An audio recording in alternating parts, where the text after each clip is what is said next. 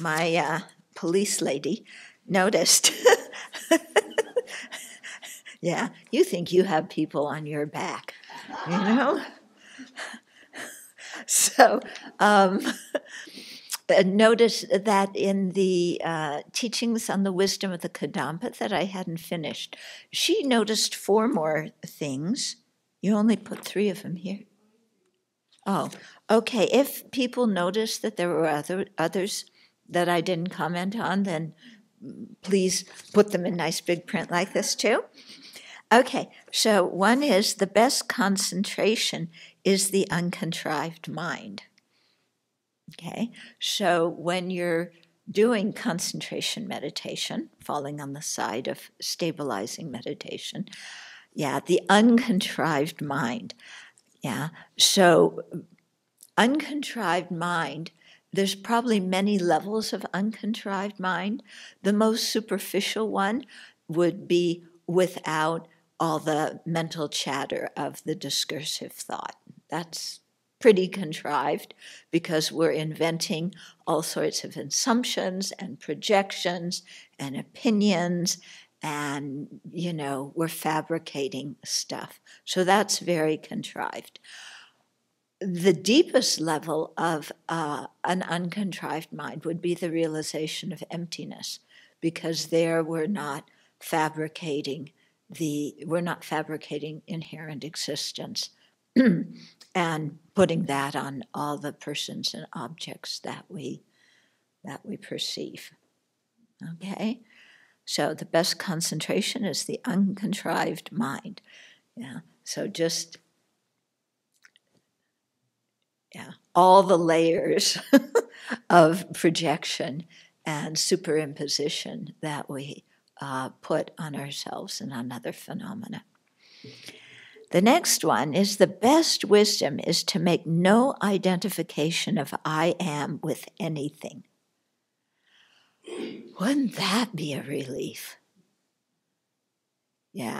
No identification of I am with anything, because we identify so much. I am this, therefore people should speak to me in this way.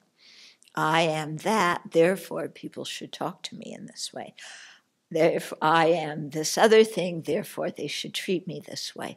So all this identification with I am, and all of our, again, assumptions and projections and expectations of how the world around us should relate to us, which it never cooperates and does, creates a lot of suffering for us. Also, it was very interesting talking to Venerable Cheng Shen yesterday, and about the kinds of identities that people have, and how she finds that a lot of people are interested in Buddhism now, in a way, because it's so relevant to social issues, and so they like it for that reason. But even with social issues, now there's becoming so much identity. And I've heard the term of identity politics, where we, develop our political views based our identity as a certain this or that, our identity with a group. And so while we all have conventional identities, which is fine, your passport has to say something, but the problem comes when we think that those identities are fixed, that they are who we are, and then have so many other assumptions about how people and the world should treat us. Okay. So with identity politics, which is a social issue now, on one hand, you can see that people getting in touch with their cultures and their backgrounds, and people certainly standing up for civil rights and equal rights. I mean, that's something that's very, very good. But what I also see happening with identity politics is people get so locked in their own identity that they can't see the humanity of other people. And the big accusation now is, you're not me, how can you understand what I feel? You're not me, how can you understand what my group feels? Yeah.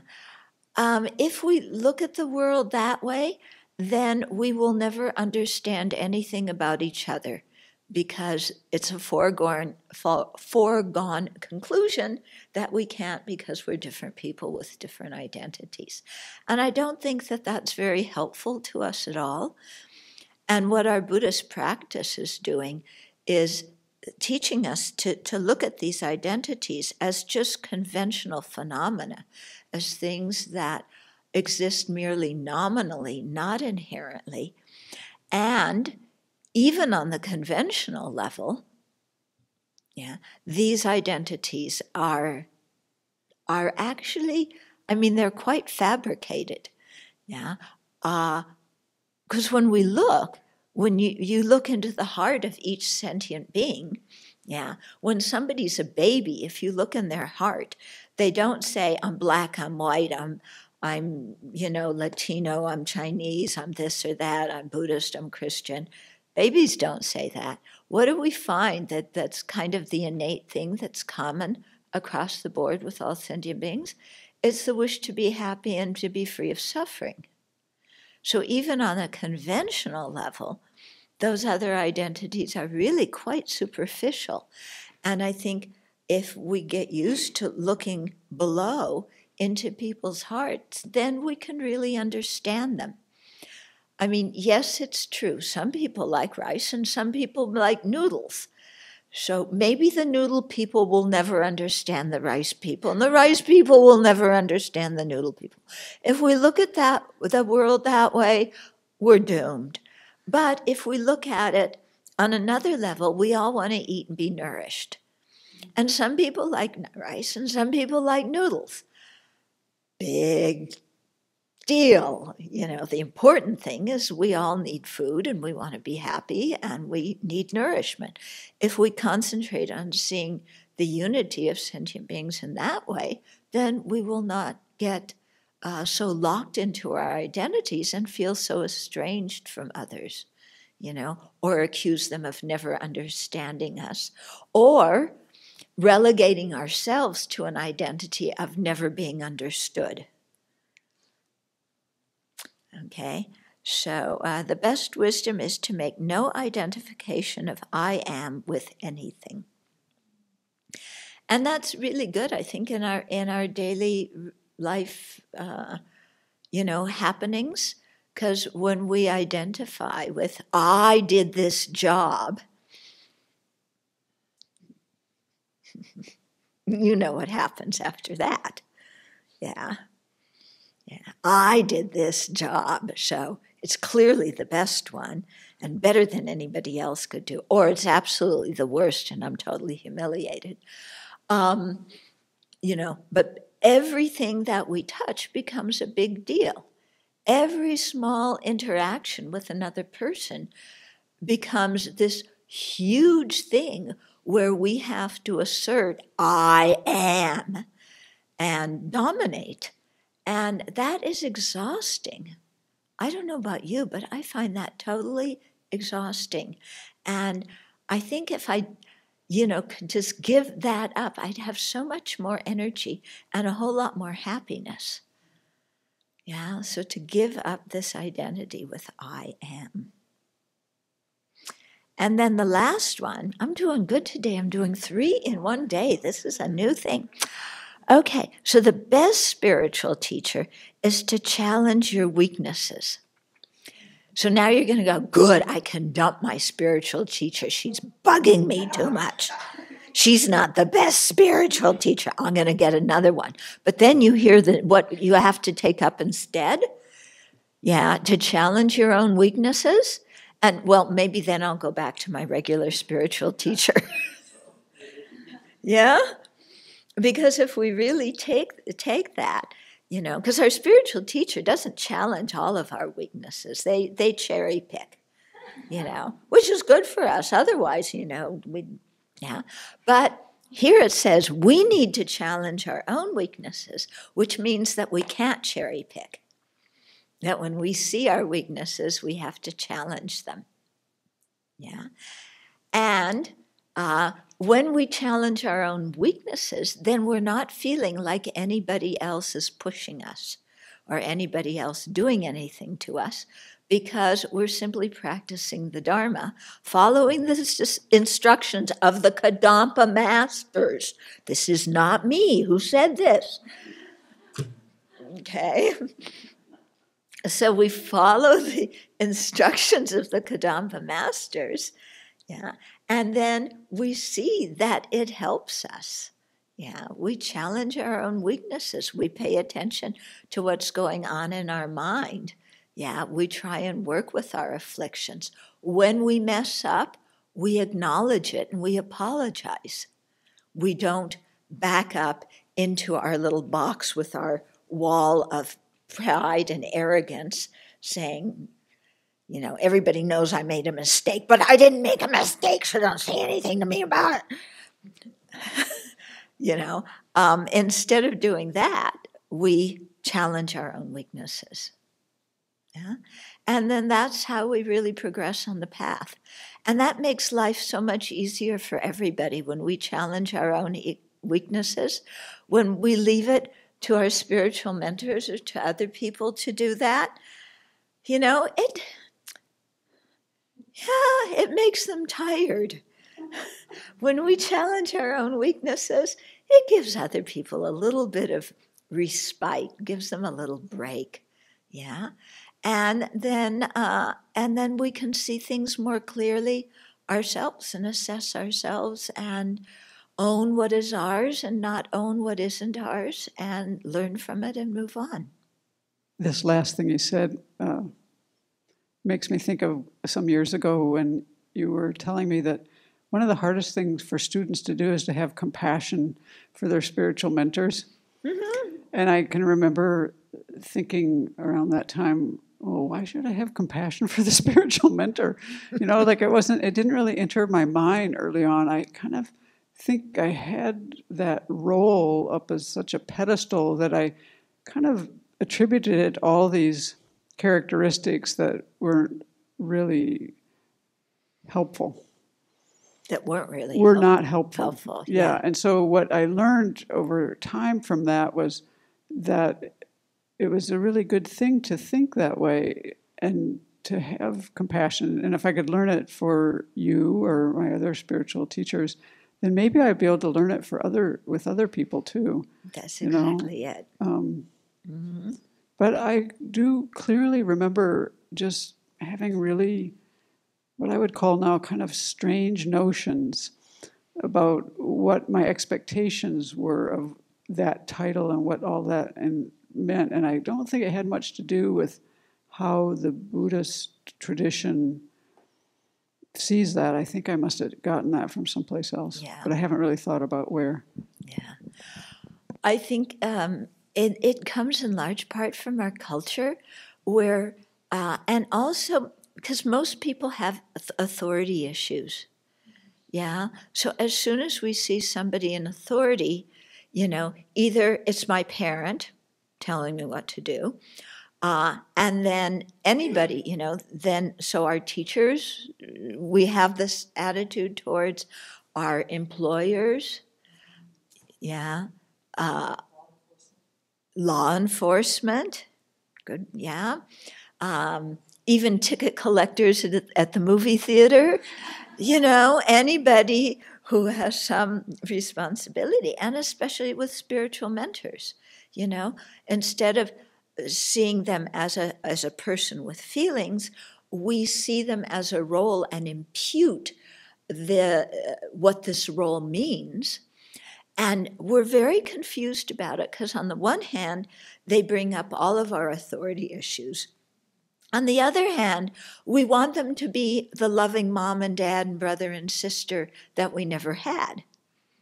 So we often relate with our spiritual mentors in a very confused way.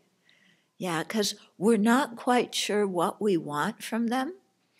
And we're trying, and there's just so many projections that it becomes quite difficult. Yeah. So here's where the uncontrived mind comes in. Yeah. Go back to the uncontrived mind. Best concentration is uncontrived, so it sounds like there's no effort involved. Oh, yes. It's coming in the text, yeah? And you will hear some in Gomchen, but you will hear, many people say, yeah, effortless meditation, uncontrived mind, the mind at ease, the mind at rest. It sounds like you don't have to do anything. There's no effort. You just sit there and your mind is in, the natural state.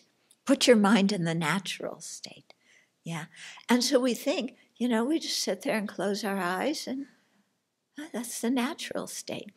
What we're not realizing is all of that is the unnatural state because we are full of projections, expectations, opinions, grasping at inherent existent, anger, attachment, jealousy, everything else. All of that stuff is the contrived thing. Yeah. You don't get to the uncontrived mind by just sitting there and doing nothing. It takes a lot of effort, actually, to clear away the garbage. Yeah, because if you look at the mirror is just naturally pure. There's nothing to clean. The mirror just naturally reflects. It's uncontrived, it's natural, it's effortless. But if you have a mirror that has, eons full of garbage on top of it, yeah, can you say that mirror with the pile of garbage is uncontrived and effort, and you need no effort at all to concentrate on that? No. Okay, so don't be fooled by those words. The words are trying to get us. For example, in the 9 stages of sustained attention, yeah, one of the descriptions of the 9th stage is that when you sit down to meditate without any effort, your mind is focused. Now, does that mean that as a baby beginner, you sat down and without any effort, your mind is focused? No, you went through the 8 preceding stages, all of which had a lot of effort. And then the 9th stage, there's no effort. But even in the 9th stage, you still have to do more to get serenity.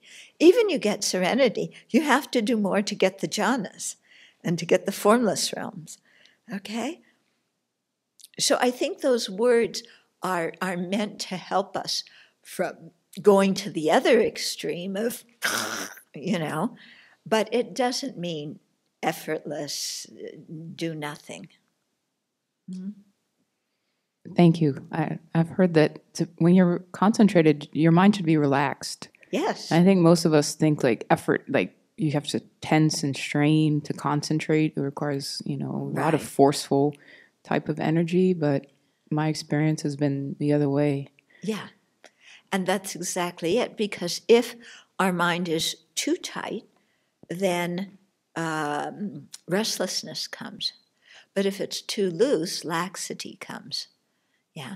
But don't make effort synonymous with being uptight. Yeah, that's a wrong association. Because first of all, remember, it's joyous effort, and it's effort that you're doing because you want to make yourself a better person and you want to do something better for the universe. So it has to be a happy effort. Yeah. Nobody's beating you over the head, to concentrate. It's not. I think you've heard me tell the story of when I went to visit a Montessori school, and the little kids wanted to meditate. And so there was a little girl in the front row, like that. No, we shouldn't be tight like that when we meditate. But we also shouldn't be, well, I just sit there, whatever comes, comes.